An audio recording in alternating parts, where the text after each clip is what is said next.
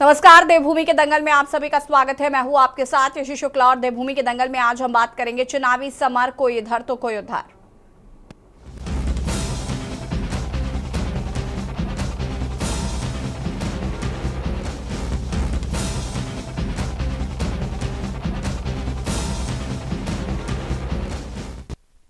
लोकसभा चुनाव की रणभेड़ी बच चुकी है। चुनाव आयोग ने तारीखों का ऐलान कर दिया है। उत्तराखंड में 5 लोकसभा सीटों पर पहले चरण में मतदान होगा। इसके तहत 19 अप्रैल को मतदान के बाद 4 जून को चुनाव के नतीजे आएंगे। राज्य की 5 लोकसभा सीटों को जीतने के लिए भाजपा कांग्रेस से पूरी ताकत लगा रखी है। हालांकि भाजपा चुनावी तैयारियों के लिहाज से काफी आगे है। इसके साथ ही भाजपा अपने विरोधी दलों पर भी नेताओं को शामिल कराने के मामले में भारी पड़ी है। हाल ही में कांग्रेस, यूकेडी और आप सभी तमाम राजनीतिक दलों के नेताओं ने भाजपा का दामन थामा है। सबसे ज्यादा नेता कांग्रेस पार्टी के भाजपा में शामिल हुए हैं। इस दौरान एक विधायक, 4 पूर्व विधायक, एक पूर्व सांसद प्रत्याशी और 2 विधानसभा प्रत्याशी कांग्रेस का हाथ छोड़कर कमल को खिलाने के लिए भाजपा में जुड़ गए हैं। खास बात यह है कि ज्यादातर कांग्रेस नेताओं ने अपने त्यागपत्र में महज 2 लाइन में ही व्यक्तिगत कारणों की प्राथमिक सदस्यता छोड़ने की जानकारी भर दी है। वहीं उत्तराखंड कांग्रेस को लगने वाले झटकों की शुरुआत 28 जनवरी को पूर्व विधायक शैलेंद्र रावत के त्यागपत्र के साथ हुई। इसके बाद 8 मार्च को पौड़ी से पिछली बार लोकसभा चुनाव लड़े मनीष खंडूरी ने इस सिलसिले को आगे बढ़ाया। तब से विधायक राजेंद्र भंडारी, पूर्व विधायक विजयपाल सिंह साजवाड़, मां चंदन सिंह नेगी, पिछले विधानसभा चुनाव में कांग्रेस प्रत्याशी रही लक्ष्मी राणा और अनुकृति गोसाई भी कांग्रेस का साथ छोड़ चुकी है। एक के बाद एक कांग्रेस के गिर रहे विकेट से पार्टी के शीर्ष नेताओं की चिंता बढ़ गई है। कांग्रेस का तर्क है कि ईडी और सीबीआई के डर से भाजपा कांग्रेस के नेताओं को पार्टी में शामिल करा रही है। सवाल यह है कि क्या भाजपा दल बदल की राजनीति को बढ़ावा देकर विपक्ष को खत्म करने की साजिश कर रही है। आज इसी मुद्दे पर करेंगे विस्तार से चर्चा। से पहले रिपोर्ट।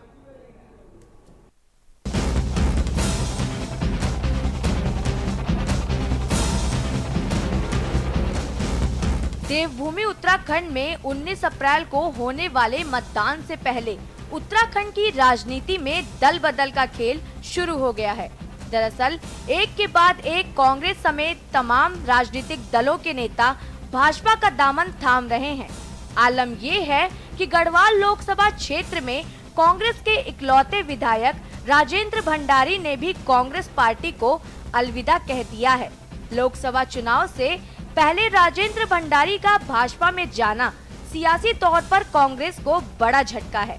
आपको बता दें कि बीते विधानसभा चुनाव में बद्रीनाथ सीट पर राजेंद्र भंडारी ने भाजपा के प्रदेश अध्यक्ष महेंद्र भट्ट को हराकर विधायक बने थे। 14 विधानसभा क्षेत्र समेटने वाली गढ़वाल लोकसभा सीट में भंडारी कांग्रेस के एकमात्र विधायक थे। लेकिन अब राजेंद्र भंडारी ने नरेंद्र मोदी के कार्यों से प्रभावित होकर भाजपा में शामिल होने का दावा किया है। आदरणीय प्रधानमंत्री नरेंद्र मोदी जी के यशस्वी नेतृत्व एवं उनकी गरीब कल्याण नीतियों में काफी प्रभावित हूँ। उनके नेतृत्व में पूरे देश में विकास की अविरल यात्रा चल रही है। आदरणीय प्रधानमंत्री जी ने विकसित उत्तराखंड और 2047 तक विकसित भारत का जो लक्ष्य रखा है, उसमें मैं अपना संपूर्ण योगदान देना चाहता हूँ। मैं आदरणीय प्रधानमंत्री श्री नरेंद्र मोदी जी के नेतृत्व में ये समय उत्तराखंड का है। ये सभी भारत की सदी है। ये सभी भारत की सदी है। इसलिए मैंने एक समर्पित कार्यकर्ता के रूप में भारतीय जनता पार्टी में शामिल होने का निर्णय लिया है और मैं आज इस परिवार में विधिवत शामिल हुआ हूँ। आज बड़ा सुखद अवसर है कि राजेंद्र भंडारी जी, जिनके बारे में अभी अनिल जी ने बताया, एक लंबा उनका राजनीतिक कैरियर है। जिला पंचायत के अध्यक्ष रहे हैं। बहुत सामान्य स्थितियों में उन्होंने काम करना प्रारंभ किया। लगातार 3 बार विधानसभा में और उत्तराखंड सरकार में कैबिनेट मंत्री के दायित्व में भी आपने काम किया है। आज भारतीय जनता पार्टी में शामिल हो रहे हैं। हमारे भारतीय जनता पार्टी के प्रदेश अध्यक्ष होने के नाते मैं इस बात को प्रारंभ से कह रहा हूँ कि ऐसे अनेक लोग हैं जो आज मोदी जी के और माननीय पुष्कर धामी जी के कार्य से प्रभावित होकर देश के विकास में अपना योगदान देना चाहते हैं। और मुझे खुशी है कि मेरी विधानसभा, जहाँ का मैंने प्रतिनिधित्व किया और जिनसे मैं चुनाव हारा हूँ, एक बार मैंने हराया, इस बार उन्होंने हराया, आज उन्होंने भी भारतीय जनता पार्टी सत्ता ली है। आपको बता दें कि लोकसभा चुनाव के बीच उत्तराखंड कांग्रेस के एक विधायक, 4 पूर्व विधायक, एक पूर्व सांसद प्रत्याशी और 2 विधानसभा प्रत्याशी कांग्रेस का साथ छोड़कर कमल को खिलाने के लिए भाजपा में जुड़ गए हैं। खास बात ये है कि ज्यादातर कांग्रेस नेताओं ने अपने त्याग पत्र में महज 2 लाइन में ही व्यक्तिगत कारणों से प्राथमिक सदस्यता छोड़ने की जानकारी भर दी है। वहीं उत्तराखंड कांग्रेस को लगने वाले झटकों की शुरुआत 28 जनवरी को पूर्व विधायक शैलेंद्र रावत के त्याग पत्र के साथ शुरू हुई। इसके बाद 8 मार्च को पौड़ी से पिछली बार लोकसभा चुनाव लड़े मनीष खंडूडी ने इस सिलसिले को आगे बढ़ाया। तब से विधायक राजेंद्र भंडारी, पूर्व विधायक विजय पाल सजवाड़, मालचंद, धन सिंह नेगी और पिछले विधानसभा चुनाव में कांग्रेस प्रत्याशी रही लक्ष्मी राणा और अनुकृति गोसाई भी कांग्रेस का साथ छोड़ चुकी हैं। एक के बाद एक कांग्रेस के गिर रहे विकेट से पार्टी के शीर्ष नेताओं की चिंता बढ़ गई है। कांग्रेस का तर्क है कि ईडी और सीबीआई के डर से भाजपा कांग्रेस के नेताओं को पार्टी में शामिल करा रही है। तो आप मेरा कहना मान लेंगे, इसमें संभालने और नहीं संभालने की बात नहीं है। मैं बार बार ये कह रहा हूँ कि मुकदमे दर्ज हो रहे हैं, लोगों को कोर्ट से वापस आना पड़ा। खटीमा के मैंने प्रमुख का जिक्र किया, 3 बार पद से हटाया गया, कोर्ट से वापस आया और कोर्ट से वापस आने के बाद आज अब तो नहीं हट रहे। तो ऐसे में आप कैसे रोक सकते हैं बताइए किसी को? जो पद का लालची है, जो पैसे का लालची है, जो जेल नहीं जाना चाहता, उसको कैसे रोकेंगे? इसमें संभालने और नहीं संभालने की बात कहाँ से? कुल मिलाकर लोकसभा चुनाव से पहले उत्तराखंड में दल बदल की राजनीति शुरू हो गई है। सवाल ये है कि क्या भाजपा दल बदल की राजनीति को बढ़ावा देकर विपक्ष को खत्म करने की साजिश कर रही है? क्या विपक्षी दलों के नेता ईडी और सीबीआई के डर से भाजपा में शामिल हो रहे हैं? क्या एक के बाद एक भाजपा में शामिल हो रहे विपक्षी दल के नेताओं से भाजपा में असंतोष नहीं बढ़ेगा? Uttarakhand desk report. जी हाँ, तो देवभूमि के दंगल में आज हम बात करेंगे दल बदल की जो राजनीति की जा रही है। कांग्रेस के बहुत सारे ऐसे नेता हैं जो भारतीय जनता पार्टी में शामिल हुए हैं। आम आदमी पार्टी चाहे वो यूकेडी के हों, कई नेता बीजेपी में शामिल हो चुके हैं। ऐसे में कांग्रेस की तरफ से कहा जा रहा है कि ईडी सीबीआई का डर दिखाकर या फिर पद का लालच देकर लोगों को अपनी पार्टियों में शामिल कराया गया है। और आज हम इसी पर चर्चा करेंगे और मेहमान हमारे साथ जुड़ चुके हैं। नवीन प्रशाली जी, प्रदेश प्रवक्ता बीजेपी से हमारे साथ जुड़ चुके हैं। आशीष नौटियाल जी हमारे साथ जुड़ चुके हैं, कांग्रेस प्रवक्ता। उमा सिसोदिया जी हमारे साथ फिलहाल नहीं है। शांति प्रसाद भट्ट जी, केंद्रीय प्रवक्ता यूकेडी से हमारे साथ जुड़ चुके हैं और अनुज शर्मा जी, वरिष्ठ पत्रकार हमारे साथ जुड़ चुके हैं। आप सभी का बहुत बहुत स्वागत है। सबसे पहले शुरुआत आशीष नौटियाल जी से करते हैं। आशीष जी, कांग्रेस के बहुत सारे नेता, विधायक, पूर्व सांसद और मुझे लगता है ये वरिष्ठ नेता हैं और इन पर पार्टी को काफ़ी भरोसा भी था और जिस तरीके से उन्होंने बीजेपी का दामन थामा है, ऐसे में कई सवाल उठ रहे हैं कि बड़ी वजह क्या आ रही है? क्योंकि कुछ लोगों ने यह भी कहा है कि हम हाईकमान से नाराज हैं या जिस तरीके की रणनीति बनाई जा रही है, जिस तरीके से टिकट दिए जा रहे हैं या अनदेखी हो रही है, इस तरीके के इल्जाम भी हैं कुछ लोगों के। क्या कहना है इस पर? देखिए ऐसी मैडम, जो डर गए वो भाजपा में गए और जो लड़ गए वो कांग्रेस के साथ हैं। जिन लोगों पे आप लोग दबाव बनाने की कोशिश कर रहे हैं, अभी कुछ टाइम पहले भी मैं आपके चैनल के माध्यम से डिबेट में बैठा था जिसमें राजेंद्र भंडारी जी की जो धर्मपत्नी है उनको जो आपने हटाया था वो जिला पंचायत अध्यक्ष से, तो उस समय भी हम बैठे थे और ये भाजपा के यही प्रवक्ता बैठे थे साथ में और ये कहते थे कि जो भ्रष्टाचारी हैं वो जेल जाएंगे, ये भ्रष्टाचार किया है, इस तरह की बातें कर रहे थे। पर भारतीय जनता पार्टी हो सकता है जेल के समान ही है कि उन लोगों को आज भारतीय जनता पार्टी ज्वाइन करनी पड़ रही है। अधिकांश यह देखा जा रहा है जितने भी लोग भारतीय जनता पार्टी ज्वाइन कर रहे हैं उनको कहीं ना कहीं ईडी सीबीआई अन्य दबाव उनके ऊपर बना हुआ है, इसलिए वो भारतीय जनता पार्टी ज्वाइन कर रहे हैं। जरूर आप किसी का तन तो भारतीय जनता पार्टी में ले जा सकते हैं और उसकी मन और आत्मा वो कांग्रेस से अलग नहीं हो सकती। जिस कांग्रेस ने इतना सम्मान दिया, आपको इतने बड़े पदों पर बैठाया और आज ठीक है जेल जाने का अगर डर लगता है किसी को, तो सबको पता है कि भ्रष्टाचारियों की एक ही पार्टी है भारतीय जनता पार्टी। अभी तो मैंने आपको कुछ लोगों के स्टेटमेंट्स भी बताए ना आशीष जी, मैंने अभी आपको कुछ लोगों के स्टेटमेंट्स भी बताए। मनीष खंडूरी जी ने भी शायद ये बात कही थी कि हाईकमान से नाराजगी है, हाईकमान जिस तरीके से नाराजगी किस बात की? अब मैडम, अब ये तो आपको उनसे पूछना चाहिए। पिछली बार भी टिकट दिया जा रहा था, इस बार भी टिकट दिया जा रहा था। स्वयं हमारे प्रदेश अध्यक्ष उनको अपने साथ घुमाते थे, अपने साथ हर उसमें रखते थे प्रोग्राम में। माननीय गणेश गोदियाल जी उनके पीछे खड़े थे, कहते थे आप चुनाव लड़े, हम आपके साथ हैं। इससे ज्यादा आपको क्या चाहिए? आपको सब कुछ मिला पर आपको सम्मान पसंद नहीं आ रहा है। हो सकता है ये लोग भारतीय जनता पार्टी की अंतिम पंक्ति में बैठकर ज्यादा प्रसन्न हो, तो इनको इनकी खुशी मुबारक। लेकिन जो मुझे लगता है और हमारी पार्टी को लगता है, ये एक डर का माहौल है। 24 घंटे पहले भंडारी जी बयान देते हैं कि भारतीय जनता पार्टी से डरने की जरूरत नहीं है, भ्रष्टाचारी है, ये वो सारी बातें बोलते हैं, और 24 घंटे के अंदर एकदम मन परिवर्तन हो जाता है। तो ये डर नहीं तो और क्या है। समझना चाहिए जनता को किस तरह भारतीय जनता पार्टी दूसरे दलों के नेताओं पर ईडी सीबीआई की रेड मारकर इसके बाद या तो आप जेल में डाल दो, जेल में नहीं, उन्हें भारतीय जनता पार्टी के अंदर डाल रही है, अपनी पार्टी को इन लोगों से मजबूत करने का काम कर रही है। तो इस तरह से अगर भारतीय जनता पार्टी सोचती है कि वो मजबूत हो रहे हैं, तो मुझे बिल्कुल उम्मीद नहीं है मजबूत हो रहे हैं। हो सकता है अगर कांग्रेस से एक आदमी को आप लेके जाते हैं तो आपके 100 आदमी असंतुष्ट होते होंगे। जो आपकी पार्टी के अंदर सपना प्रोए बैठे हैं कि कभी हमारा भी नंबर आएगा, वो सब असंतुष्ट होते होंगे। और मैं ग्रुपों के माध्यम से देख भी रहा हूँ, मेरे पास भी भारतीय जनता पार्टी की कई लोगों के ग्रुप ने जोड़ा हुआ है, लोगों ने, उसके अंदर चल रहा है, बताओ ये फिर कांग्रेसी फिर आ गया, ये कांग्रेसी फिर आ गया, हमारा क्या होगा, हमारा क्या होगा, आशीष जी, यानी कि हमारे आप नेता भी कब खुफिया बनेंगे, इस तरह की नजरें बातें बीजेपी पर ये लोग बनाए हुए करते हैं। नवीन जी ये क्या है जरा इसमें? ध्यान दीजिएगा, आशीष नौटियाल जी ने खुद खुलासा वो किया लोग कि ग्रुप वो बनाते हैं कई तो उन्हें हमें भी जोड़ देते हैं, कहीं ना कहीं हम बीजेपी भी ग्रुप देखते में रहते है। हैं कितनी नाराजगी के ग्रुपों में चल रही है। लोग कह रहे हैं बताओ हमारा क्या होगा, ये तो बाहर से ले लेके आ रहे हैं, ये इनको प्रवक्ता भी इंपोर्ट करने पड़ रहे हैं। इसी पहले मैडम मैं चरण नाम का नहीं दे रहा हूँ, स्टेटमेंट है, इसलिए ज्यादा नहीं बता बोलना रहा हूँ चाहूंगा। आपको आपके चैनल के माध्यम से। भारतीय जनता पार्टी के यहाँ जो प्रवक्ता हैं वो भी इंपोर्ट किए हुए हैं, अपने प्रवक्ता नहीं है। वो या तो आम आदमी पार्टी की विचारधारा से हैं या कांग्रेस की विचारधारा से हैं, वो भी नहीं, इंपोर्ट अगर किए आपका हुए हैं। नवीन उनसे प्रशाले ये जी की बात तरफ इशारा है तो बिल्कुल गलत बात है, वो नहीं, तो इस दिल तरह से तो मैं भाजपा ही किसी है। तरफ नहीं करता मैडम, मैं तो जनता जानती है कौन कहाँ से आया है, ये तो जग जाहिर है। लेकिन प्रवक्ता भी इंपोर्ट करने पड़ते हैं भारतीय जनता पार्टी को, नेताओं की बात तो और चलिए ठीक है, ठीक, वापस आते हैं आशीष जी, वापस आते हैं। नवीन प्रशाले जी क्या कुछ कहना चाहते हैं? देखिए, आरोप प्रत्यारोप, आप एक कैंडिडेट लाते हैं और उसके बाद आप पर सीधा आरोप, पहला यही लगता है कि ईडी सीबीआई का डर दिखाकर आप कांग्रेस के लोगों को अपनी पार्टी में शामिल करा रहे हैं। और जैसा कि आशीष जी ने कहा कि जो डर गए वो भाजपा में गए और जो नहीं डरे वो कांग्रेस में है।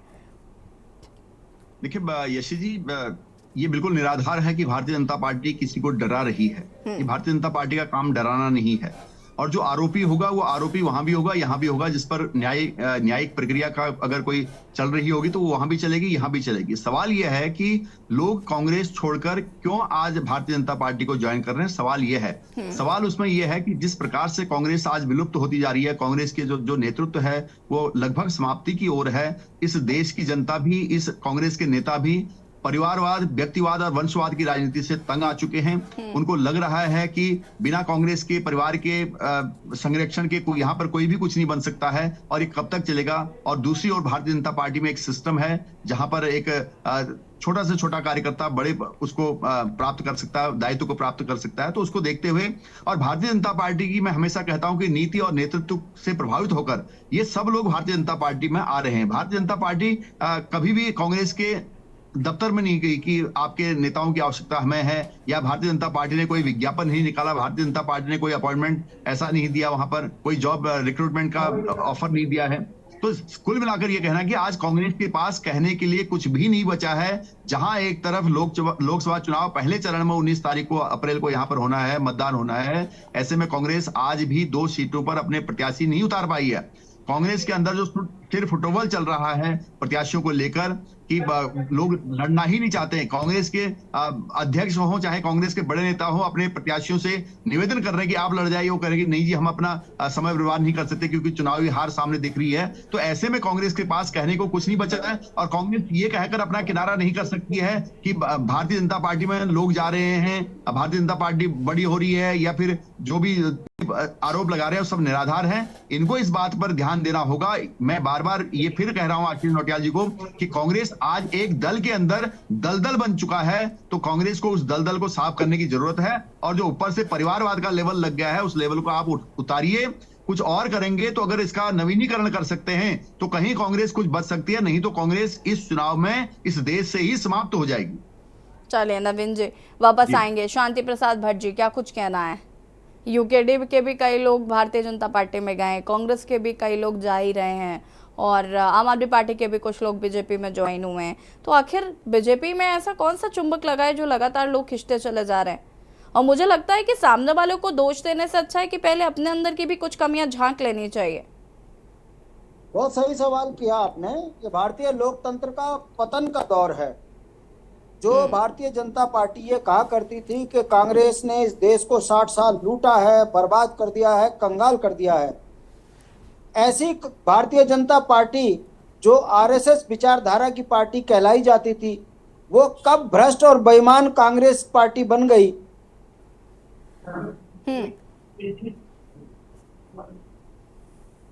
राजनीति में इतनी हो जाओगे, ये भारतीय जनता पार्टी से किसी ने उम्मीद नहीं की थी।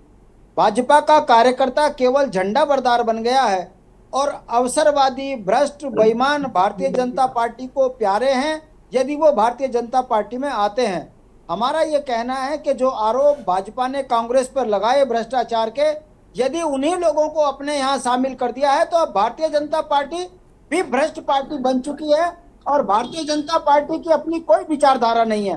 देखिए, एक नेता ही नहीं, आप मनीष खंडूड़ी जी को देख लीजिए, जोत सिंह बिष्ट को देख लीजिए, मालचंद है, धन सिंह है, लक्ष्मी राणा है, अनुकृति गुसाई है और अब राजेंद्र भंडारी जी ने तो अपनी विधायकी से इस्तीफा देकर भारतीय जनता पार्टी का दामन थाम लिया है। जो एक दिन पहले भारतीय जनता पार्टी को गरिया रहे थे ये कहकर कि इन्हें बख्शेंगे नहीं, इनको चुनाव हराएंगे, और आज कह रहे हैं मैं मोदी जी से प्रभावित होकर गया हूं।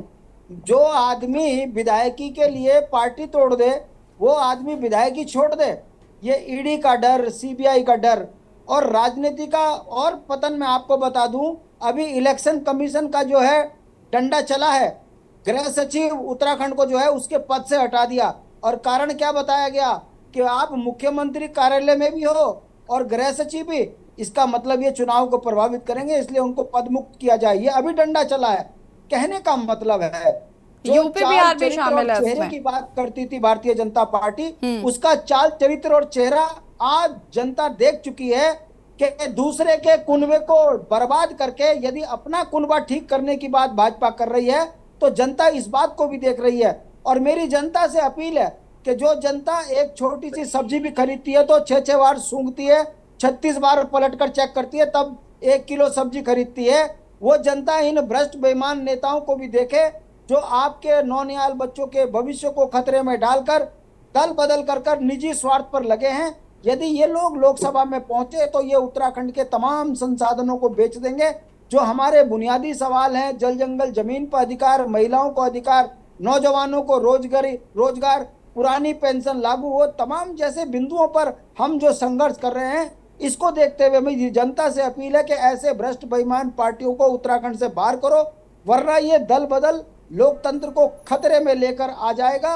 और इससे बड़ा चरित्र क्या खराब हो सकता है कि जो कल तक भारतीय जनता पार्टी को गरिया रहा था, आज वो विधायकी छोड़ भाजपा की माला पहनकर जय जयकार कर रहा है। तो ये कहने का मतलब है कि भारतीय जनता पार्टी का चाल चरित्र और चेहरा इतना राजनीतिक रूप से पतित हो चुका है कि अब उनको कोई शर्म नहीं है कि कौन सा कांग्रेस का है, कौन सा आम आदमी पार्टी का है। इनको चुनाव जीतने के लिए अपने यहाँ मिलाने में कोई कोर कसर ये छोड़ नहीं रहे हैं।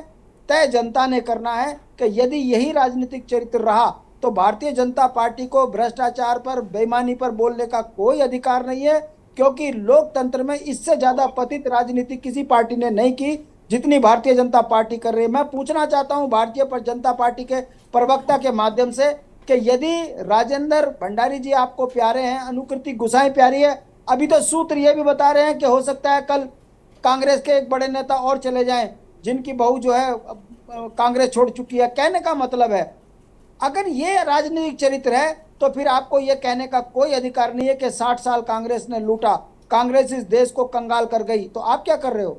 और जब भाजपा के कांग्रेस के भ्रष्ट भाजपा को प्यारे हैं तो मेरा उन तमाम कार्यकर्ताओं से, भारतीय जनता पार्टी के लोगों से सवाल है, आरएसएस से सवाल है कि ऐसे बेईमान लोगों को, ऐसे कार्यकर्ता जो झंडा बरदार बनकर भारतीय जनता पार्टी की सेवा कर रहे हैं, यदि इनके ऊपर बेईमान और भ्रष्ट लोगों को ही बैठाना है तो फिर ये झंडा बरदार अपना भविष्य क्यों शांति प्रसाद जी वापस आएंगे और उत्तराखंड की उत्तराखंडियत के लिए काम करें। भाजपा भ्रष्ट और बेईमान पार्टी है, अवसरवादी है, झूठी है और जुमलेबाज है, उसी का परिणाम है कि आज पूरे उत्तराखंड का लोकतंत्र शर्मसार हो रहा है और दल बदल कर कर उत्तराखंडियत को खत्म कर रहे हैं। ठीक है, वापस आएंगे। अरुण शर्मा जी, ये दल बदल की राजनीति चुनावों से पहले होना बहुत स्वाभाविक है और कई बार ऐसा होता रहा है, लेकिन इस बार जिस तरीके से उत्तराखंड की अगर हम बात करें और कांग्रेस को एक के बाद एक झटके लग रहे हैं, उसको कैसे देख रहे हैं? और क्या वाकई उत्तराखंड में अब कांग्रेस का जो जनाधार है वो कम होता हुआ नजर आ रहा है? कि जिस तरीके से लोग छोड़ छोड़कर पार्टी को जा रहे हैं, तो पार्टी में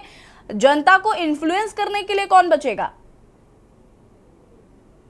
यसी जी, अगर पिछले 2 लोकसभा और 2 विधानसभा चुनाव का विश्लेषण कर लें तो ये तो पहले ही साफ हो जाता है कि वो जनाधार कम हुआ है। पहले लोकसभा चुनाव में 5 सीटें, फिर विधानसभा में बम्पर सीटें, फिर दूसरे लोकसभा में क्लीन स्वीप, फिर बम्पर सीटें। तो हम और आप जैसे जो पत्रकार बैठ के विश्लेषण करते हैं, इसको क्या कहेंगे? ये जनाधार कम होना नहीं तो क्या है? ये तो जनता, देखिए, लोकतंत्र में भाषण देना बहुत आसान है, लेकिन जनता को अपनी ओर आकर्षित करना उतना ही मुश्किल होता है। बिल्कुल। और वो देखिए, वो जो रिजल्ट आता है वो लोकसभा विधानसभा चुनाव से ही आता है, जबकि ये चुनाव बिल्कुल अलग होते हैं। लोकसभा चुनाव बिल्कुल अलग है, विधानसभा चुनाव और अलग है, स्थानीय निकाय और त्रिस्तरीय जो पंचायत चुनाव होते हैं वो बिल्कुल अलग होते हैं। तो सारे चुनावों का जो स्वरूप होता है वो अलग अलग होता है, और ये जो बड़े चुनाव हैं इनसे साबित होता है कि जनता क्या चाहती है, जनता किससे प्रभावित है, वो अपने वोट की ताकत से दिखा देती है। अब देखिए, पहले भी हम लोग डिबेट में बैठ चुके हैं और ये बात हो चुकी थी जब जोत सिंह वगैरह आम आदमी पार्टी से गए थे, तब भी हम लोग चर्चा कर रहे थे कि अभी आने वाले दिनों में ये भगदड़ और तेज होगी। और अभी तो देखिए, कल कांग्रेस को बड़ा झटका लगा है, क्योंकि परसों राजेंद्र भंडारी गणेश गोदियाल के साथ पीसी कर रहे थे और अचानक वो कल चले गए। तो ये कांग्रेस के लिए बड़ा झटका है। देखिए, कहना आसान है कि ईडी का डर, सीबीआई का डर, इनकम टैक्स का डर, ये तो कहने वाली बात है, लेकिन आप अपने कुनबे को बटोर के नहीं रख सक रहे हो, तो ये निश्चित तौर पर कांग्रेस के लिए चिंताजनक बात है। और जो कांग्रेस भारतीय जनता पार्टी का विकल्प जनता के सामने प्रस्तुत करती है, अगर वो विकल्प बिखरा हुआ है तो वो विकल्प कहां रह जाएगा?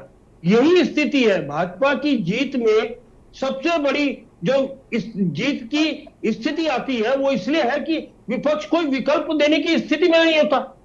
आप दावे भले ही कितने कर दे, शांति भाई कितने भाषण कर दे, लेकिन यूकेडी की क्या स्थिति है पूरे प्रदेश में? आपने यूकेडी के प्रचार प्रसार के लिए यूकेडी की तरफ लोगों को आकर्षित करने के लिए क्या काम किया? हम केवल कमरों में बैठ के प्रेस कॉन्फ्रेंस करके क्या जनाधार बढ़ा पाएंगे? नहीं होगा। ये जनता के बीच में जाना होगा। और इसीलिए मैं कहता हूं भारतीय जनता पार्टी की विजय इसीलिए है कि भारतीय जनता पार्टी ने सांगठनिक तौर पे पन्ना प्रमुख तक बना रखे और तमाम स्तर पर तमाम मीटिंग हो चुकी है। और उन मीटिंगों का फायदा यह है कि उनका कैडर एक्टिव रहता है। उस कैडर को एक्टिव रखने की वजह से जनता से लगातार संपर्क में रहते हैं और उस संपर्कों का फायदा उन्हें चुनाव में होता है। कौन दावे से कह देगा कि भाजपा 5 सीट नहीं जीतेगी इस बार भी? आप बताइए। पिछली विधानसभा चुनाव की स्थिति, भाई नौटियाल यहां बैठे हैं, शायद मेरी बात से सहमत हो, अगर कांग्रेस के टिकट समय पे बंट गए होते और कांग्रेस के अंदर सीट बंटवारे को लेकर सिर्फ उठावाट होती और हरीश रावत जिद में मारते अलग अलग सीटों पर, तो शायद कांग्रेस बहुत आगे थी बीजेपी से। पिछले विधानसभा चुनाव की बात कर रहा हूं। लेकिन इस उठापटक में ये जनता को विश्वास दिलाने में विफल रहे कि कांग्रेस भाजपा का विकल्प हो सकती है उत्तराखंड के अंदर, और इसीलिए ये मिथक टूटा कि एक बार कांग्रेस एक बार भाजपा लगातार दूसरी बार सत्ता में आई है। ये देखिए, ये जनता की ताकत, ठीक है, इसको हमें स्वीकार करना पड़ेगा। और अगर हम इसको स्वीकार नहीं करते, कुछ और आए बाएं की बात करते, तो जनता आपका विश्वास नहीं करेगी। देखिए, एक माहौल तो बनता है जब नेता एक पार्टी से दूसरी पार्टी में जाते हैं, तो जिस पार्टी में जाते हैं उसके पक्ष में एक माहौल बनता है। ये आपकी रिपोर्ट कह रही है यसी जी कि गढ़वाल जो संसदीय सीट है वो कांग्रेस विहीन हो गई है। अंतिम जो उनका इक्का था बद्रीनाथ का विधायक वो भी भाग गया। अब ऐसी कौन सी, निश्चित तौर पर अगर राजेंद्र भंडारी भाजपा में गए तो केवल अपनी पत्नी के कारण गए, ये जग जाहिर है, क्योंकि उनकी पत्नी को 2 बार जिला पंचायत अध्यक्ष से हटाया गया और दोनों बार वो कोर्ट के जरिए दोबारा स्थापित हुई है। तो निश्चित तौर पर ये डर है, लेकिन कितने लोग और हैं जो डर के मारे जा रहे हैं भाई? मालचंद को क्या डर था? विजयपाल सजवाल को क्या डर था? धन सिंह नेगी को कौन सा डर था? इनके खिलाफ कौन से सीबीआई या इनकम टैक्स या ईडी के एक्शन हुए? ये तो साधारण कार्यकर्ता थे, विधायक थे। तो आपको एक ही लाठी से सबको नहीं हाँक सकते, आपको अलग अलग देखना पड़ेगा, विश्लेषण करना पड़ेगा, विवेचना करनी पड़ेगी। ऐसे कौन से हालत अरुण जी वापस आएंगे, कौन सा शहर है जहाँ सब मक्खियां चिपक रही हैं? ठीक है, इस पर आगे हम चर्चा करेंगे। आप सभी हमारे साथ बने रहिए और यहाँ रुकेंगे एक छोटे से ब्रेक के लिए जो हाजिर होते हैं। ब्रेक के बाद एक बार फिर से आप सभी का स्वागत है और देवभूमि के दंगल में बात कर रहे हैं चुनावी समर, कोई इधर तो कोई उधर। चर्चा ऐसी पर जहां एक और कांग्रेस के कई विधायक, कई पूर्व विधायक और सांसद बीजेपी में शामिल हो गए हैं, इसको लेकर लगातार सवाल उठ रहे हैं। तो वहीं विपक्ष का यह साफ तौर पर कहना है कि ईडी सीबीआई का डर दिखाकर सत्ता पक्ष जो है वो अपने पाले में लोगों को ले रहा है। लेकिन क्या वाकई ऐसा है? आज हम इसी पर चर्चा कर रहे हैं। मेहमान हमारे साथ जुड़े हुए हैं, उमा सिसोदिया जी भी हमारे साथ जुड़ चुके हैं, पूर्व प्रदेश उपाध्यक्ष आम आदमी पार्टी से। उमा जी आपका भी बहुत बहुत स्वागत है। क्या कुछ कहना चाहते हैं? कई लोग जिस तरीके से बीजेपी की तरफ जा रहे हैं और सीधा सीधा इल्जाम यही है कि ईडी सीबीआई का डर दिखाया जा रहा है, लेकिन सबके साथ ऐसा नहीं हो सकता। और जिस तरीके की यहाँ पर अगर हम सर्कमस्टांसेस की बात करें बन रहे, तो कई लोगों ने ये साफ तौर पर कहा भी है कि हम नाराज हैं आला कमान से या हाई कमान से, और जिसकी वजह से हम पार्टी छोड़ रहे हैं। तो क्या कांग्रेस को या आम आदमी पार्टी को या फिर यूकेडी को मंथन करने की जरूरत नहीं है? देखिए, जिस तरह से इस समय चुनावी माहौल है, दोनों तरफ सेनाएं सज चुकी हैं और चुनाव में हिंदुस्तान आ चुका है, डेट डिक्लेयर हो चुकी है, तो ऐसे में जो अपनी अपनी पार्टी से कुछ लोग नाराज भी होते हैं। मैं बिल्कुल ये नहीं बोलूंगी कि हर एक के ऊपर सीबीआई का और ईडी का जो है वो शिकंजा कसा हुआ है। कुछ लोग कई बार अपनी पार्टी से नाराज भी होते हैं, कुछ लोग कई बार दूसरी पार्टी में अपना भविष्य ज्यादा अच्छा देखते हैं, या उनको ये लगता है कि हम बीजेपी में चले जाएं या कांग्रेस में चले जाएं। बड़ी पार्टियां हैं, पूरी पैन इंडिया ये दोनों पार्टियां हैं। हमारी यूकेडी या आम आदमी पार्टी की अगर मैं बात करूं तो लोगों को लगता है कि शायद अभी उत्तराखंड में इतना भविष्य नहीं है, छोटी पार्टियां हैं, तो यहाँ पर टाइम लगेगा पार्टी को एस्टेब्लिश होने में। तो जो जल्दी मलाई खाने के चक्कर में जो हमारे छुटभइये नेता होते हैं या दूसरे नेता भी, जिनको लगता है कि यहाँ पे मलाई नहीं मिलेगी उस पार्टी में चलो, वहां पे मलाई मिलने के चांसेस ज्यादा है, तो ऑब्वियसली वो लोग पार्टी चेंज करके पार्टियों में जाते हैं। वहां पर उनको लगता है कि चुनाव का टाइम है तो हम बार्गेन अच्छी कर सकते हैं, हमें कोई अच्छा पद मिल जाएगा, हमें अपनी पार्टी से एक बड़ा पद यहाँ पर, मतलब जो भी पद हम यहाँ पर छोड़ के जाए हैं, चुनावी माहौल है, हमें वहां पर कुछ ना कुछ जिम्मेदारी मिलेगी, कुछ ना कुछ काम भी मिलेगा और एक बड़े पद पर हम लोग बार्गेन कर सकते हैं। चुनावी माहौल में बार्गेनिंग की पावर बढ़ जाती है। आप चुनाव के बाद जाएंगे, 2 महीने बाद चुनाव के, आपको कोई नहीं पूछेगा, क्योंकि अभी चुनाव 2 साल बाद है। भाई आराम से बैठो, 2 साल बाद देखेंगे तुम्हें क्या पद देना है। लेकिन चुनाव के टाइम बार्गेन अच्छी हो जाती है। तो ऐसे में काफी लोग हैं जो सिर्फ राजनीति में इसीलिए आए हैं कि उनको कहीं ना कहीं कुछ ना कुछ फायदा लेना है, कहीं ना कहीं उनको अपनी पहचान इस हिसाब से बनानी है, कुछ कमाई करनी है, कोई धंधे करने हैं, उनके अपने बिजनेसेस हैं या जो भी कुछ है, फायदा लेना है। तो वो लोग चुनावी माहौल में अपने आप को ज्यादा मजबूती से बार्गेन कर पाए, इसके लिए वो दूसरी पार्टियों में जाने की कोशिश करते हैं, जाते भी हैं। लेकिन हमने ये भी देखा है, हम इस बात को भी झुठला नहीं सकते कि इस समय जो प्रेशर है वो विपक्षी पार्टियों के ऊपर बहुत ज्यादा है, विपक्षी नेताओं के ऊपर बहुत ज्यादा है। काफी नेता हैं जिनके ऊपर वाकई में ईडी और सीबीआई के छापे पड़े, बड़े बड़े नेता जो हाई लेवल के जो नेता हैं, तो उनके वो तो सिर्फ उसी वजह से वहां पर जाते हैं कि भाई जेल जाने से अच्छा है और हम लोग बेटर हैं कि हम लोग बीजेपी में शामिल हो जाते हैं, कम से कम हमारे ऊपर छापे नहीं पड़ेंगे। तो दोनों को, कार्यकर्ताओं को या छोटे नेताओं को और बड़े नेताओं को हमें अलग अलग परिप्रेक्ष्य में देखना पड़ेगा।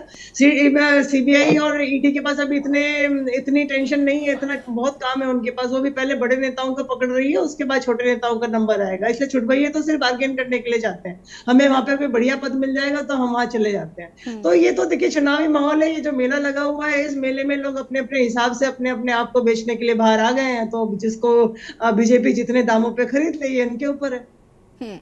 ठीक है, आशीष जी का रुख कर लेते हैं। आशीष जी, जिस तरीके से यहाँ पर हम देख रहे हैं कि जो बातें कही जा रही है कि नाराजगी है या अंतर्द्वंद है या जो परेशानियां हैं, तो क्या उन पर मंथन चिंतन जरूरी नहीं? क्या इस बात को कहकर पल्ला झाड़ लेना कि नहीं वो वॉशिंग मशीन है, वहां पर जाकर चीजें ठीक हो जाएंगी? देखिए, यहाँ पर उमा जी ने बहुत क्लियर बात कही कि बड़े नेता हैं उनका समझ में आता है, लेकिन जो छोटे नेता हैं वो तो बार्गेनिंग करने के लिए जा रहे हैं। और क्या ये भी वाकई में अब हो गया है कि जो 2 अभी तक प्रत्याशी घोषित नहीं किए गए, उसकी बड़ी वजह यही है कि अब आपके पास लोग नहीं है, चेहरे नहीं है? चेहरे ज्यादा हैं, चेहरे नहीं है, चेहरे ज्यादा है। तो ये तो जो लड्डू इनके मन में जो फूट रहे हैं, चेहरे नहीं है, इस बात को तो ये लोग भूल जाए। कांग्रेस से तो आप लोगों को चेहरे दे रही है, आप कह रहे हो चेहरे नहीं है। अच्छा, दूसरा मैं राजेंद्र भंडारी जी वाले केस पे आता हूँ। आज आप बताएं मैडम, क्या राजेंद्र भंडारी जी को हम लोग मंत्री बना सकते हैं? क्या चाहिए उनको, बताओ? या हम सीएम बना दें? हम विपक्ष में हैं, जो टिकट देना चाहिए था उन्हें टिकट भी मिल गया, उन्हें विधायक भी बना दिया, अब इससे ऊपर क्या दे सकते हैं? नहीं, राजेंद्र जी की बात तो अभी देखिए अरुण जी ने कही कि उनका तो एक रीजन था कि वो अपनी धर्म पत्नी की वजह से बीजेपी में चले गए, लेकिन बाकी लोगों के बारे में आप क्या कहना चाहते हैं? शैलेंद्र रावत जी के बारे में आप क्या कहना चाहते हैं? अनुकृति गुसाई जो गई हैं, हाँ, उनके ऊपर भी ईडी का नोटिस आ रहा था, वो नोटिस ईडी के सामने नहीं गई थी, तो इसलिए उनको ज्यादा उचित लगा कि उन्हें वहां जाना चाहिए। उनसे पहले लक्ष्मी राणा जो गई हैं, उनके ऊपर भी ईडी का दबाव था, उनकी जांच चल रही थी। दबाव के कारण अधिकांश नेता, जिनको छोटे मोटे कोई और अगर नेताओं की बात हम लोग करते हैं, या आप सजवाण जी की बात कर रहे हैं, तो ये लोग सक्रिय कब थे पार्टी के अंदर? ये कौन सी सक्रियता सबके साथ काम करते हैं? आप इनकी कोई भी फेसबुक अकाउंट उठा लीजिएगा, ट्विटर उठा लीजिएगा, इनका धरातल पे काम देख लीजिए, कुछ भी नहीं कर रहे थे। ये एक चुनावी माहौल बनाने के लिए भारतीय जनता पार्टी इन लोगों को इस टाइम पे अपने यहाँ ले जा रही है। आप बताएं, जो आदमी हमारे यहाँ विधायक है, एक दिन पहले बयान देता है कि झूठी अफवाहें उड़ाई जा रही है, मैं तो कांग्रेस के साथ हूं, मैं मोदी को पसंद नहीं करता, सारी बातें जो आदमी बोल रहा है, 24 घंटे के अंदर ऐसा क्या हो गया? देखिए, मैंने आपको बताया, जिसने गलत नहीं किया होगा वो तो कांग्रेस में भी रह सकता है, बड़ी खुशी के साथ रह सकता है। आज हम जैसे लोग अभी पार्टी ज्वाइन करे 2.5-3 साल हुआ है, पार्टी ने इतना नहीं, मुझे मौका परस्ती वाले लोगों के बारे में बताइए ना, कि जो लोग अपना ये देख रहे हैं कि नहीं वहां जाएंगे तो हमें ये पद मिल जाएगा, या वहां जाएंगे तो ऐसा हो जाएगा। ये जिनको सपने हैं, भारतीय जनता पार्टी के अंदर जो बैठे हैं उनको ही कुछ नहीं मिल रहा। तो ये जो सपने देख रहे हैं, सपने पे रोके बैठे हैं, भारतीय जनता पार्टी के नेता ही बोलते हैं कि इनको एक आध महीने मजे करने दो, इनके उसके बाद तो इनके लात मारेंगे, इनको पता लगेगा। ये भारतीय जनता पार्टी वाले ही होते हैं। नवीन कुशवाहा जी, ठीक है, एक सेकंड आशीष जी रुकिए, एक सेकंड रुकेगा आशीष जी। नवीन जी, जरा बताइए कि अब आप इतने सारे लोगों को अपनी पार्टी में ले आए हैं, अब इतने सारे, अगर जाहिर है कि आप सबको तो पद दे नहीं देंगे, और जिस तरीके की भीड़ अब भारतीय जनता पार्टी में देखने को मिल रही है, तो क्या वहां से फुटअव्वल नहीं हो रही? और जैसा कि जानकारी हमारे पास भी है कि भारतीय जनता पार्टी में भी कम सिर्फ फुटअव्वल नहीं है, बहुत सारे ऐसे लोग हैं जो आपस में उनको प्रॉब्लम है कि आप हम लोगों को टिकट नहीं दे रहे हैं, कांग्रेस से जो लोग आ रहे हैं उनको टिकट मिल रहा है, या कांग्रेस से जो लोग आ रहे हैं उनको पद मिल रहा है, ऐसा हो रहा है। तो क्या ये अपने कार्यकर्ताओं के साथ नाइंसाफी नहीं है? देखिए, कभी भी नहीं। भारतीय जनता पार्टी के कार्यकर्ता बिना किसी पद की लालसा के अपने दायित्व का निर्वहन करते हैं। उस दायित्व में चाहे वो मुख्यमंत्री हो, चाहे कार्यकर्ता का दायित्व हो, हर दायित्व को आराम से निभाते हैं, और जब तक उनको मिलता है। दूसरी बात, अभी कांग्रेस के प्रबुद्ध प्रवक्ता बोल रहे थे कि इन लोगों को आने दो, फिर ये बोल रहे हैं कांग्रेस मतलब भारतीय जनता पार्टी के लोग बोल रहे हैं। कौन लोग ऐसा बोल रहे हैं और क्यों बोल रहे हैं, इनके पास कहने के लिए कुछ बचा नहीं है। ये डिफेंड नहीं कर पा रहे आज कि इनके लोग इस इतनी संख्या में क्यों भारतीय जनता पार्टी को ज्वाइन करें। सवाल ये है कि डिफेंड कर तो रहे हैं, कह तो रहे हैं कि आप ईडी सीबीआई का डर बता रहे हैं, अनुकृति गोसाई के लिए बताया, लक्ष्मी राणा जी के लिए बताया, राजेंद्र जी का रीजन जग जाहिर है। जो अपराधी होगा वो भारतीय जनता पार्टी में भी आ जाएगा, तो फिर भी अपराधी रहेगा। मैं आपको बताने की कोशिश कर रहा हूँ, न्यायपालिका अपना काम करेगी। नवीन जी अब ये तो बात आप मत ही कहिए प्लीज। ये कहना गलत है, ये तर्क कांग्रेस नहीं का गलत नहीं है। नहीं ये आप मत कहिए। और नहीं और एक तरफ जब आपको पता है कि नहीं अगर आप इस बात को स्वीकार कर रहे हैं कि वो भ्रष्टाचारी है तो भारतीय जनता पार्टी तो बर्दाश्त करती नहीं, आप उनको अपनी पार्टी में क्यों रख रहे हैं? क्यों आप भ्रष्टाचारियों की फौज बढ़ा रहे हैं अपनी पार्टी में? आपने राजेंद्र भंडारी जी की पत्नी की बात की तो हाईकोर्ट ने उनके बारे में फैसला दिया है, माननीय हाईकोर्ट ने फैसला दिया, ठीक है। और अगर कोई करप्शन कांग्रेस के टाइम में हुआ है तो कांग्रेस पार्टी में हेमंत शर्मा, आपकी पार्टी में रघुवर सारी कांग्रेस हमारी भाई। आप देखिए, मैंने कहा ना, मैंने शुरू में कहा कि परिवारवाद, व्यक्तिवाद, वंशवाद की राजनीति से इस देश की जनता भी परेशान हो चुकी है, कांग्रेस के नेता भी परेशान हो चुके हैं। और उस परेशानी के कारण जहां भारतीय जनता पार्टी की नीति और नीति सही है, नेतृत्व तो सही है, उससे प्रभावित होकर लोग यहाँ पर आ रहे हैं। और माननीय मोदी जी का जो लक्ष्य है 2047 तक इस भारत को विकसित भारत बनाना, भारत के गौरव को आगे बढ़ाना, उसमें अपना सहयोग देने के लिए लोग आ रहे हैं। अगर आज कांग्रेस टूट गई तो भारतीय जनता पार्टी का तो दोष है, कांग्रेस का दोष है, क्योंकि कांग्रेस में समझ में नहीं आ रहा कि अपने संगठन को कैसे संभाला जाए। आज कांग्रेस के बाद रोने के अलावा कुछ नहीं बचा है। आज खिसियानी बिल्ली खम्मा होती है, इसके अलावा कुछ नहीं कर सकते। क्या जी आप क्या कर सकते बताइए? आपके तो अध्यक्ष का बयान आ रहा है कि जो जाना चाहते जाइए, हताशा है आपकी, जो आदमी आपके अंदर की हताशा है। आप कर भी क्या सकते हैं? अरे आप कर भी क्या सकते हैं इसके अलावा? ये बताइए ना, क्या कर सकते हैं इसके अलावा? क्या रास्ता है आपके पास? आपको समझ में नहीं आ रहा। मैंने कहा कि भारतीय जनता पार्टी के बढ़ते हुए परिवार को लेकर, भारतीय जनता पार्टी की बढ़ती हुई सफलता से ईर्ष्या की बजाय अगर आप अपने गिरबान में झांके, आप अपने आप को देखें, अपनी कमियों को ढूंढें, तो कुछ आशीष जी रुकिए जरा। नवीन प्रशाले जी, बढ़ता हुआ आपका परिवार, लेकिन आपके जो पहले के परिवार के सदस्य हैं उनको तो बचाइए। आप ला कर भरते रहेंगे लोगों को। आपको क्या लगता है जो आपके परिवार में पहले से ही लोग हैं उनको आस नहीं है आपसे, उम्मीद नहीं है आपसे? किसी भी संगठन और ऐसा नहीं है कि आपकी पार्टी के लोग जा नहीं रहे कहीं और, ऐसा बिल्कुल भी नहीं है। यशी जी, किसी भी संगठन में उस संगठन की सफलता तब होती है जब बेहतरीन लोग आगे आते हैं। उसमें फर्क नहीं पड़ता कि संख्या कितनी है, हमेशा जो बेहतरीन होगा वो आगे आएगा। ये किसी भी संगठन में होता है, लेकिन दुर्भाग्य से कांग्रेस में कभी ये नहीं रहा कि जो बेहतरीन है वो आगे आए। एक ही परिवार का राज रहा है, तो लोग उससे परेशान हो चुके हैं। आज लोग उस वंशवाद, उस परिवारवाद। चलिए ठीक है नवीन प्रसाद जी, होल्ड ऑन। आशीष नौटियाल जी अपनी बात को पूरा करिए, उसके बाद शांति प्रसाद जी मैं आपके पास आती हूँ। आशीष जी देखिए मैडम, ये जस्सी मैडम जिस तरह ये अपनी पार्टी में सबको ले जाके इकट्ठा कर रहे हैं, अभी लोगों को उम्मीद थी बद्रीनाथ विधानसभा से कि अभी महेंद्र भट्टी चलो राज्यसभा चले गए, अब हम लोगों का नंबर आएगा, अब नंबर आएगा राजेंद्र भंडारी जी। अरे तो आप भाजपा के कार्यकर्ताओं की चिंता क्यों कर रहे हैं? आप अपने दल की चिंता क्यों नहीं कर रहे हैं? आप भारतीय जनता पार्टी और भारतीय जनता पार्टी के कार्यकर्ताओं की चिंता मत करिए नौटियाल जी, आप अपने शांति प्रसाद भट्ट जी। ठीक है आशीष नौटियाल जी, आशीष जी रुकिए जरा, इस पर आगे बात करते हैं, रुकिए। शांति प्रसाद जी, अब यहाँ पर वरिष्ठ पत्रकार अरुण शर्मा जी कह रहे थे कि कमरों में बैठकर कैसे जनाधार बढ़ेगा, कैसे आप अपना जनाधार बढ़ाएंगे? यूकेडी के साथ भी बहुत सारी समस्याएं, आप चुनाव तो लड़ रहे हैं, लेकिन आप मुझे बताइए जनता को विश्वास दिलाना भी तो एक बड़ी जिम्मेदारी है। बहुत सही सवाल किया है, मेरा ये सवाल पत्रकार से ही है। अब आप बता दीजिए पिछले 10 दिनों से उत्तराखंड के बुनियादी मुद्दों पे कितने खबरें छप रही हैं, अखबार में ऐड चल रहे हैं 50-50 लाख के, इस पर पत्रकार का ध्यान नहीं गया। और जब ये खुलेआम चल रहा है कि ईडी ने बुलाया है, अब भाजपा में जाना है, ये नारे लग रहे हैं, ये डर के मारे इतने चरित्रवान हैं जो विधायकी छोड़ के जो है भाजपा में जा रहे। इनका राजनीतिक चरित्र पता नहीं है, पहले भाजपा फिर कांग्रेस, फिर भाजपा फिर कांग्रेस। मेरा कहने का मतलब है देखिए यशी जी, लोकतंत्र में ये चुनावी पर्व है, इस समय अखबारों के अंदर खबरें मेरा सवाल है कि जो भाजपा गरीब, जवान, किसान, महिलाओं की बात करती है, उत्तराखंड किसानों की जो दुर्दशा है उस पर कोई खबर छप रही है पिछले 15 दिनों से? उत्तराखंड में पेंशन के लिए लोग आंदोलन कर रहे हैं, नौजवान सड़कों पे आंदोलन कर रहे हैं रोजगार के लिए, छप रहा है कहीं अखबार में? मैं पूछना चाहता हूं, अंकिता हत्याकांड पर अखबार में कुछ आ रहा है? अब तो चल रहा है मोदी जी कांग्रेस छोड़ के भाजपा में गए, भाजपा छोड़ कांग्रेस में आए।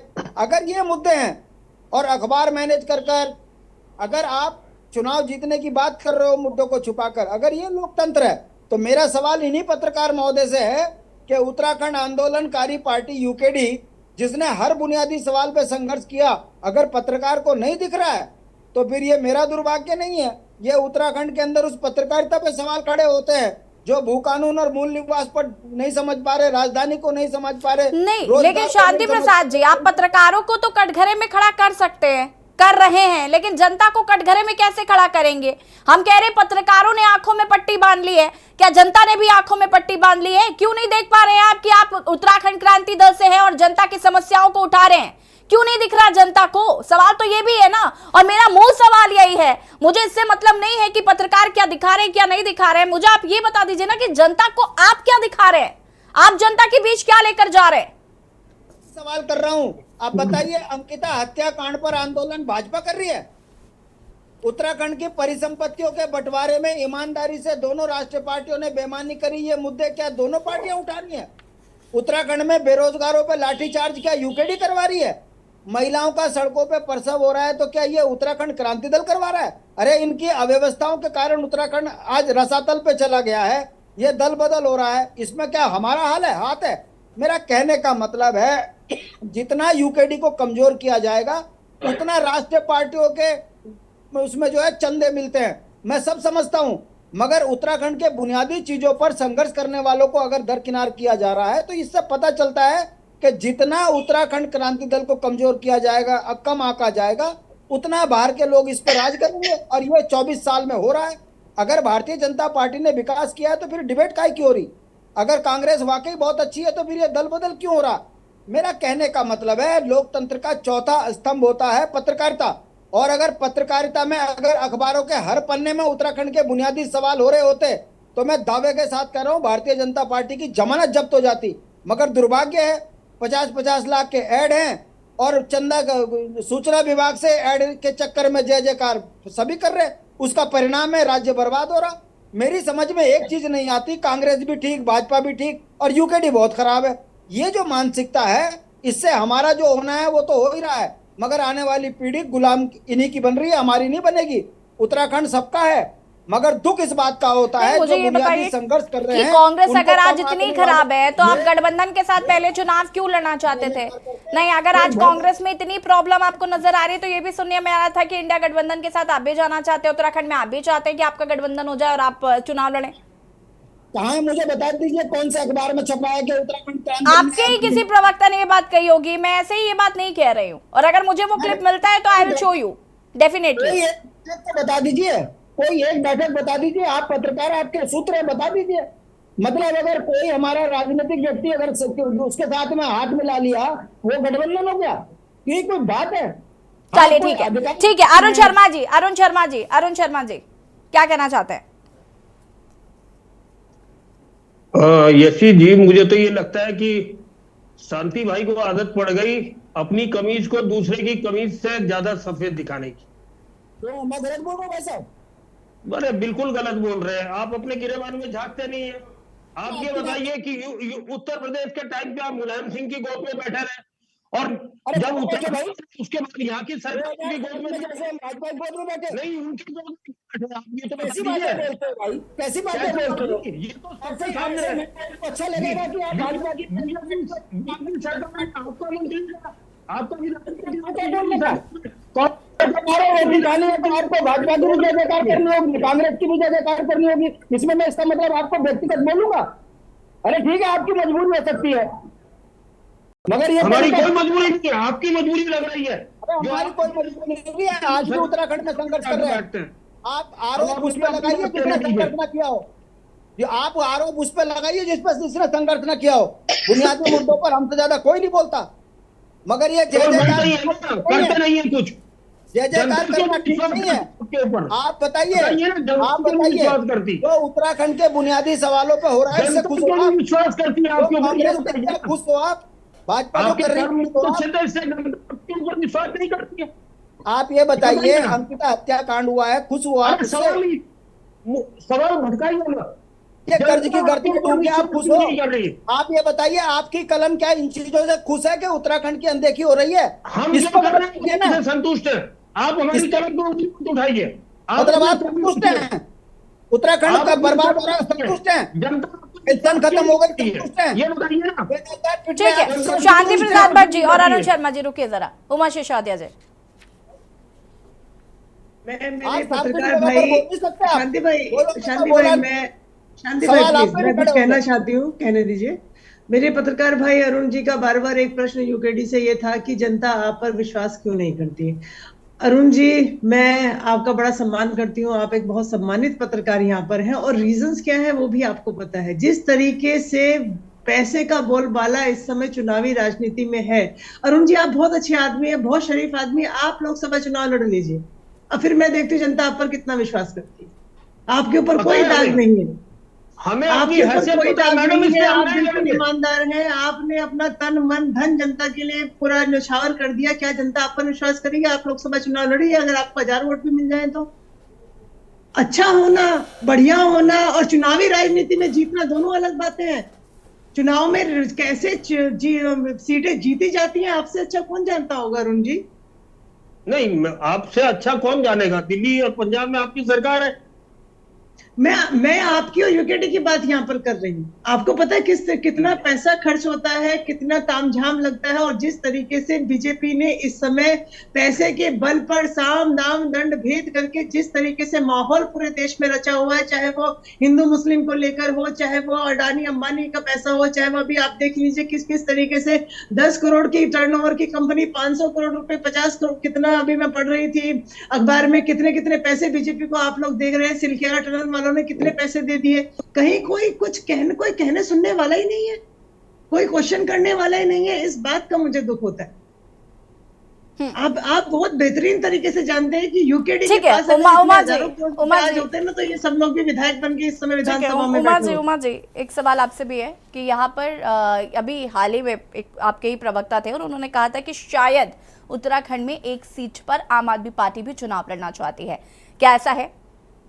देखिए, आम आदमी पार्टी की तरफ से बिल्कुल एक बैठक यहाँ पर हुई थी। कार्यकर्ताओं ने सर्वसम्मति से आम आदमी पार्टी के जो हायर कमान है, हमारे प्रभारी जी हैं, उनको लिखित में एक यहाँ पर हमने सबने साइन करके दिया कि उत्तराखंड में हम लोग आम आदमी पार्टी के कार्यकर्ता डिमांड करते हैं कि इंडिया गठबंधन में एक सीट के लिए हमारी बात की जाए। ऑब्वियसली देखिए, हम नहीं बात कर सकते इंडिया गठबंधन में, उमा सिसोदिया की औकात नहीं है कि वो जाके बात करेगी, लेकिन हम इतना जरूर है कि हम अपने हायर अथॉरिटीज को बोले, और उसके बाद हायर अथॉरिटीज जब इसकी बात है कि भाई कहां पर किस किस को कितनी सीटें मिलेंगी, वहां पर हमारी बात रखे। तो ये बात आम आदमी पार्टी उत्तराखंड के संगठन ने बोली है। सीट मिलती है या नहीं मिलती है इस पे मेरा बस नहीं है, ये तो जो हमारा गठबंधन को जो देख रहे हैं कि किसको कहां कितनी सीटें मिलेंगी, वही लोग इसको आगे रख पाएंगे। चलिए ठीक है। आशीष नौटियाल जी, अगर हम बात करें तो अभी 2 टिकट प्रत्याशियों का घोषित होना भी बाकी है, अभी कितना वक्त लगेगा? क्या इसको लेकर कोई जानकारी अभी तक साझा की गई है कि अभी कितना और इंतजार जनता को करना पड़ेगा? 18 तारीख से पहले हो जाएगा, कल का दिन और है। और ज्यादा कैंडिडेट हैं, इस वजह से नहीं हो पा रहा, जो इनकी गलत फहमी है उसके लिए इनको क्या कह सकते हैं, लेकिन कैंडिडेट ज्यादा हैं और इसका डिसीजन पार्टी जरूर करेगी। टिकट तो देने ही है, लेकिन किसको दिया जाए, कौन उचित रहेगा, किसको देने से कोई दिक्कत नहीं आएगी, वो सब देखना। ठीक है नवीन पिरसाले जी, ज्यादा कैंडिडेट हैं इसलिए वक्त लग रहा है, आपकी गलत फहमी है कि उनके पास लोग नहीं है?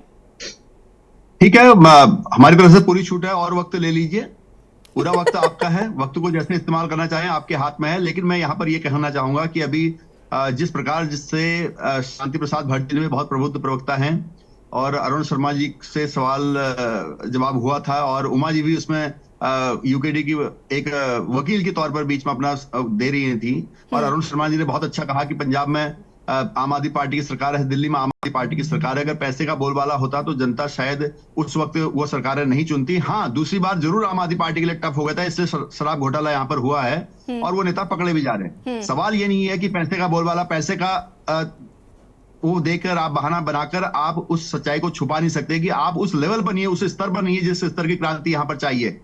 उत्तराखंड क्रांति दल खाली नाम ही नाम है, अब क्रांति खत्म हो चुकी है, वो लोग जा चुके हैं इस धरती से, और उसकी विरासत को, उस विरासत को भारतीय जनता पार्टी यहाँ पर संजो कर रख रहे हैं। और माननीय मुख्यमंत्री जी जो यहाँ के युवा मुख्यमंत्री हैं, उनके लिए ये प्रदेश सर्वोपरि है, उस भावना से उन शहीदों का सपना साकार करने का काम कर रहे हैं। तो माननीय मुख्यमंत्री जी कर रहे हैं, भारतीय जनता पार्टी की सरकार कर रही है, तो ये सब कहने के लिए है। अब देखिए, जो पार्टी हमेशा कांग्रेस को गलियाते हुए आगे आई, आज जो पार्टी एक सीट के लिए यहाँ पर अपने पार्टी को, अपने हाईकमान को भेज रही है लिख के यहाँ मीटिंग करके कि एक सीट पर हमें खड़ा कर दीजिए, एक सीट मांग रहे हैं, आज भीख होगी। आप ये देखिए, जो पार्टी यशी जी हमेशा गलियाते हुए कांग्रेस को आगे आना चाहती थी, आज वही कांग्रेस के पीछे लग गई है। तो इससे बड़ा दल बदल क्या होगा? आज भारतीय जनता पार्टी को ये लोग बोल रहे हैं कि जी भारतीय जनता पार्टी लोगों को शामिल कर रही है। भारतीय जनता पार्टी किसी के ऑफिस में नहीं जा रही है, ना आम आदमी पार्टी ना कांग्रेस, बहुत स्पष्ट है, ना यूकेडी। आम आदमी पार्टी, कांग्रेस के लोग भारतीय जनता पार्टी से प्रभावित होकर आ रहे हैं, अपनी मर्जी से आ रहे हैं, भारतीय जनता पार्टी का जनाधार बढ़ा रहे हैं और जो माननीय मोदी जी का मिशन है उस मिशन को मजबूती देने के लिए आ रहे हैं। लेकिन आप कहां जा रहे हैं? आपने तो उससे लड़ने गठबंधन बनाया था। ठीक है नवीन जी अब वक्त की चूंकि कमी है, हमें इंतजार है कि कांग्रेस कब अपने प्रत्याशियों की घोषणा करेगी। आप सभी का बहुत बहुत शुक्रिया चर्चा में शामिल होने के लिए। और देवभूमि के दंगल में बात कर रहे थे हम, जिस तरीके से कांग्रेस के कई विधायक, पूर्व सांसद जो है वो बीजेपी में शामिल हुए हाल ही में, ऐसा माना जा रहा है कि टिकट में प्रत्याशियों की घोषणा सिर्फ इससे नहीं की जा रही क्योंकि कांग्रेस के पास शेयर है। हालांकि कांग्रेस का साफ तौर पर कहना है कि लोग ज्यादा हैं, इसलिए अभी तक टिकट की घोषणा नहीं की गई है, जल्दी ये घोषणा कर दी जाएगी। देवभूमि के दंगल में फिलहाल इतना ही। उससे पहले आपको उत्तर प्रदेश के रामपुर से बड़ी खबर बता देते हैं। रामपुर से बड़ी खबर, मामले में आजम खान को 7 साल की सजा हुई है। रामपुर से खबर, डूंगरपुर केस में सजा का ऐलान। आजम खान पर 5 लाख का जुर्माना भी लगाया गया है। आजम खान को 7 साल की सजा हुई। घर में घुसकर मारपीट और लूटपाट केस में हुई है सजा। बता दें कि सपा के शासनकाल में हुआ था केस। आजम खान समेत 4 लोगों को भी सजा हुई है। 2019 में 12 मुकदमे दर्ज कराए गए थे। रामपुर की एमपी एमएलए कोर्ट ने सुनाया फैसला। डूंगरपुर केस में हुआ सजा का ऐलान। आजम खान को 7 साल की हुई सजा। डूंगरपुर बस्ती मामले में आजम खान को सजा हुई। सपा शासनकाल में हुआ था केस। 2019 में 12 मुकदमे दर्ज कराए गए थे। घर में घुसकर मारपीट और लूटपाट केस में हुई है सजा।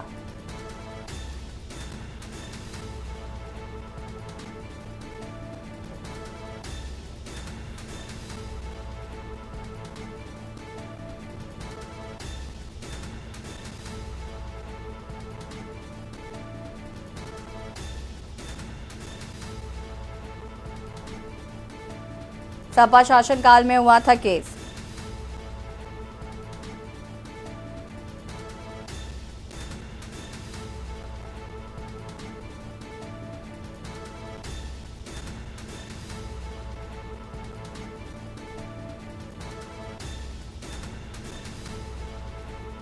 आजम खान को 7 साल की सजा। सपा शासनकाल में हुआ था केस।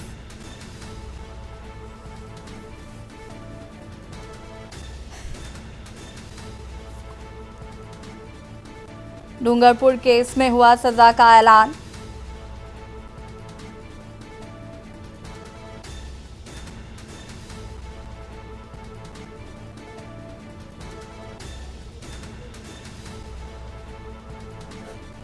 तो 2019 में 12 मुकदमे दर्ज कराए गए थे।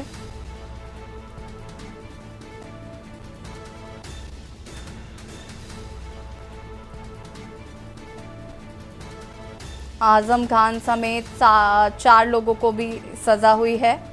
सपा शासन काल में हुआ था केस। रामपुर की एमपी एमएलए कोर्ट ने सुनाया फैसला।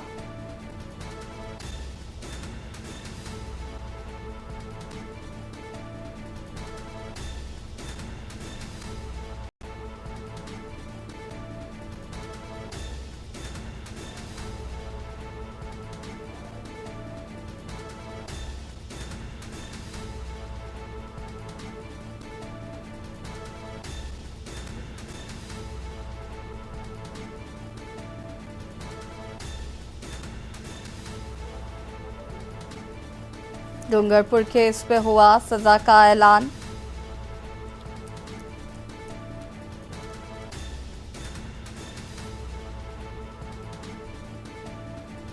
कोर्ट ने 5 लाख का लगाया जुर्माना। बता दें कि सपा शासनकाल में ये मामला हुआ था और 2019 में केस 12 मुकदमे दर्ज किए गए थे।